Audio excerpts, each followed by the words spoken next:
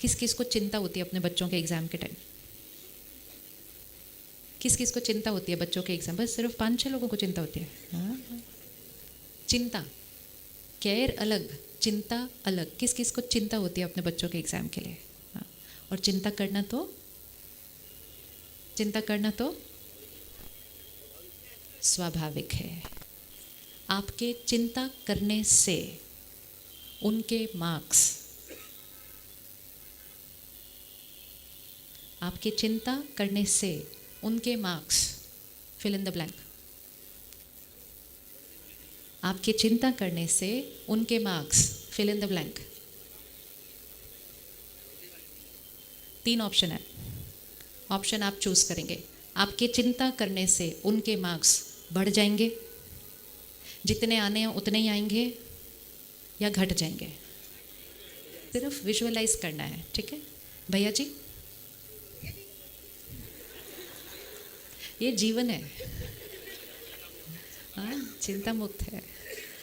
हमें सिर्फ क्या ध्यान रखना है कि दूसरों को अपने तरह से चलते हुए देखकर, हमें उनको देखकर हमें डिस्टर्ब नहीं होना है। विजुअलाइज करते हैं अभी और डिसाइड करते हैं आज मैं स्टूडेंट हूँ, ये मेरी कुर्सी, ये मेरी टेबल, ये मेरी बुक्स, मैं पढ़ रही हूँ। पढ़ने के लिए मुझे मन की स्थिति कैसी चाहिए? एकाग्र। एकाग्र, जितनी एकाग्र उतना जो मैंने पढ़ना है वो क्या होता जाएगा? अंदर जाएगा। लेकिन मेरी फैमिली ने दूसरे रूम में बैठकर वाइब्रेशन पूरे घर की कैसे कर दी? लो, तो मेरी हाई हो जाएगी, तो मेरे नंबर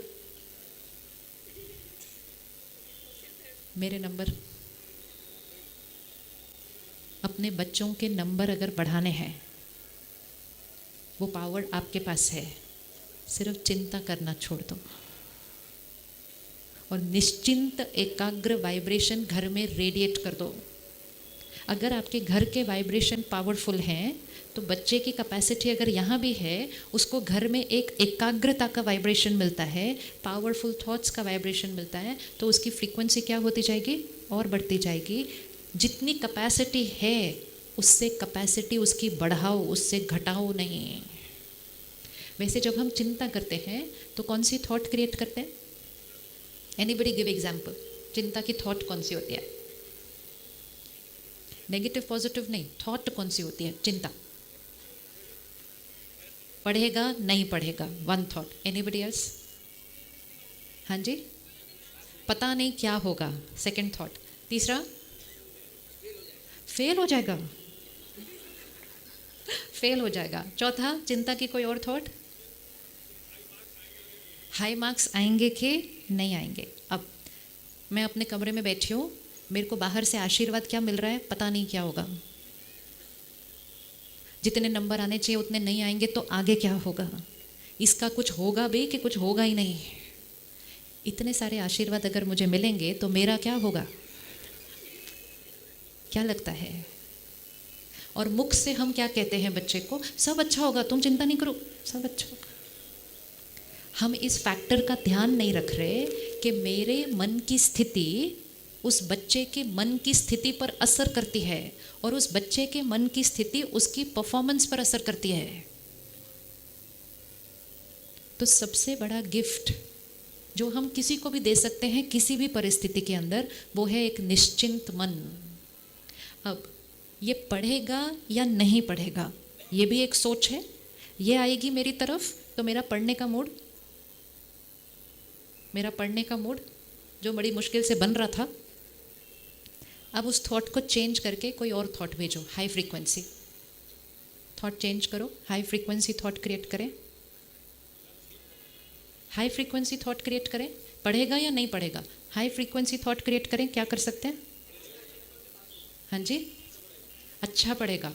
और अच्छा सोच लें, बहुत अच्छा सोचेगा, बहुत अच्छा पढ़ेगा। लेकिन क्या हम ऐसा सोच सकते हैं कि वो बहुत अच्छा पढ़ रहा है और क्या उसकी पढ़ाई पर असर पड़ेगा? कोई न पढ़ रहा हो ना, लेकिन आप उसको सिर्फ ये वाइब्रेशन देते जाओ, आप बहुत अच्छा पढ़ रहे हैं, आप बहुत अच्छा पढ़ रहे हैं, आप बहुत अच्छा पढ़ रहे हैं, आप बहुत अच्छा पढ़ रहे हैं, आप बहुत अच्छा पढ़ रहे हैं। कंटिन्यूअस उसको वो वाइब्रेशन जाए। जिसका पढ़ने का मूड नहीं होगा वो भी पढ़ना शुरू कर देगा, क्योंकि उसको थॉट्स कौन सी मिल रही है? आप बहुत अच्छा पढ़ रहे हैं। लेकिन जो पढ़ने की कोशिश कर रहा है उसको ये वाइब्रेशन मिले, पढ़ रहा है कि नहीं पढ़ रहा है, पढ़ रहा है कि नहीं पढ़ रहा है, पढ़ रहा है कि नहीं पढ़ रहा है, डाउन हो जाएगा। हमारी जिम्मेवारी है, ये हमारी रिस्पॉन्सिबिलिटी है कि हर परिस्थिति में हमारी सोच कौन सी होनी चाहिए, सिर्फ पॉजिटिव नहीं, हाईएस्ट फ्रीक्वेंसी। हमारी सोच किसकी चॉइस है? हमारी सोच किसकी चॉइस है? हमारी। पिछले साल नंबर कम आए थे, पास्ट एक्सपीरियंस, पिछले साल नंबर कम आए थे। पास्ट एक्सपीरियंस, पिछले महीने तक ठीक से नहीं पढ़ रहा था। क्या हम अच्छा सोच सकते हैं? वो ही हमारी जिम्मेवारी है। लेकिन हमारी सोच किस आधार पर बन जाती है? पास्ट एक्सपीरियंस, पिछली बार क्या हुआ था, बिलीफ सिस्टम हमारा कि पहले क्या था। बहुत रिसेंटली हार्वर्ड यूनिवर्सिटी की एक स्टडी, बहुत सुंदर, उस स्टडी में उन्होंने 380 बच्चों पर स्टडी की, कॉलेज के बच्चों पर, और उन्होंने ये देखा कि पेरेंट्स की बच्चे के बारे में जो बिलीफ थी उसकी वजह से बच्चे की परफॉर्मेंस पर 0.27 मार्क्स का फ़र्क पड़ा।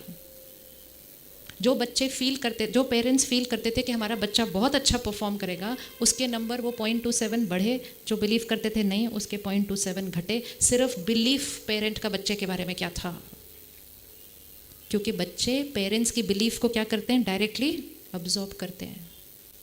हमारा रोल क्या है? उनकी जो परफॉर्मेंस है उनको हम बढ़ा सकते हैं, सिर्फ किसको बढ़ाकर? अपनी सोच की फ्रीक्वेंसी को।